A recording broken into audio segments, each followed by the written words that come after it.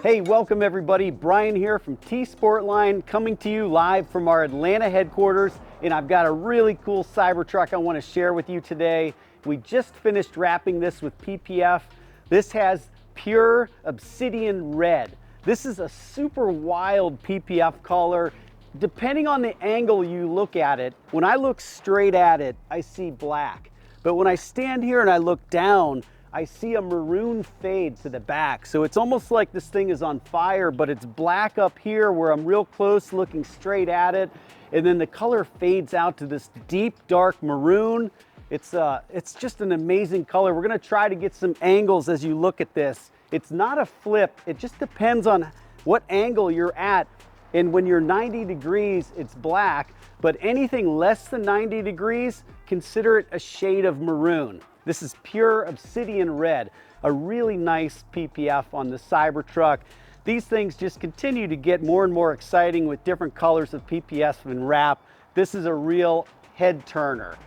What else is going on with this Cybertruck? Well, we haven't seen these covers for a minute. This is a foundation series. This is the replacement aero cover delivered by Tesla. Customer likes this. He's gonna keep it for a minute. He's thinking about upgrading to a set of our wheels next. When we did this PPF, he also went with the Foundation Series satin black overlay. This is a vinyl decal. We put this on after wrapping or after installing the PPF, so he preserves this Foundation Series. Next up was window tint. Customer chose ceramic IR. He's got a darkened tint on the side. There's no color or no darkness added to the windshield or the top. This is going to reduce the temperature inside the vehicle and balance out where the front quarter, front driver matches the darkness of the back.